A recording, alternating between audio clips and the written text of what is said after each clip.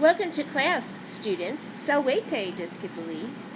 In this lesson on relative pronouns, we will be learning about what the purpose or use of relative pronouns is in sentences. We will be looking primarily at examples in English.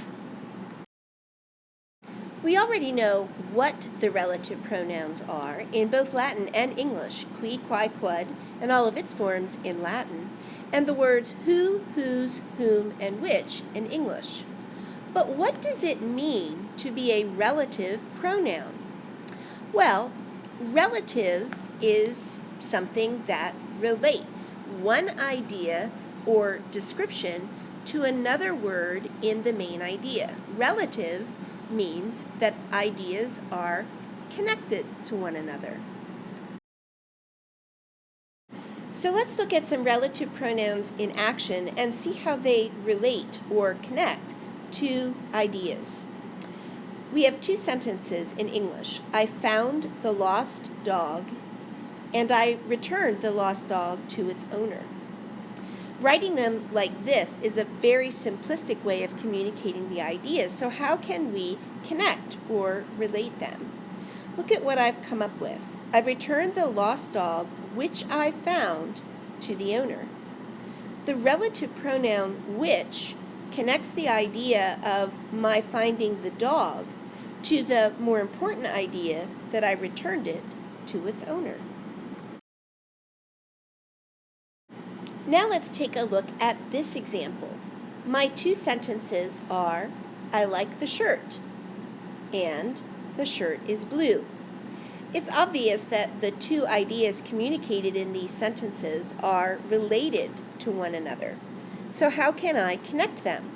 By using a relative pronoun, of course. I decide that my main idea is that I like the shirt, and I want to describe for you which shirt I like.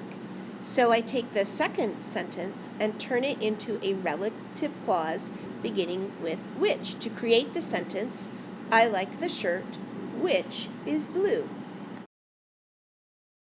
Let's see how we use a relative pronoun to connect these two ideas. My friend's dad is in the army. He is coming home on Friday. So I want to focus on the idea that my friend's dad is coming home on Friday because I think that's the most important idea. That means I'm going to take the remaining part of the sentences, the fact that my friend's dad is in the army, and use that as the relative clause. This is what it will sound like. My friend's dad, who is in the army, is coming home on Friday. So I've used the relative clause to join together these two simple ideas to make one more complex idea. Relative clauses help your writing sound more mature and complex. That is a good thing. Let's take a look at how the relative pronoun is used in this example to join together two simple ideas about two facts about my brother. One is that he has two children, and the other fact is the names of the children. Notice that I'm using the relative pronoun whose to talk about the children, because in the second sentence I am communicating the names of the children.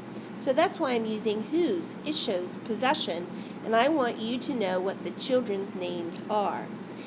Because it's not the most important idea in my sentence, the important idea is that my brother has two children, I'm including it in the relative clause. But the ideas are definitely related to one another.